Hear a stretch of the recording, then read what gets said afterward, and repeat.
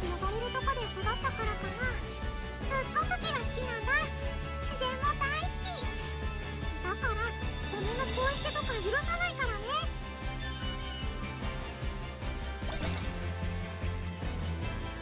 あなたを自由にしてあげる。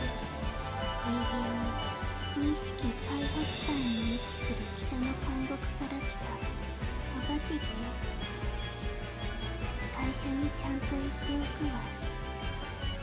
私は外の世界について何も知らない。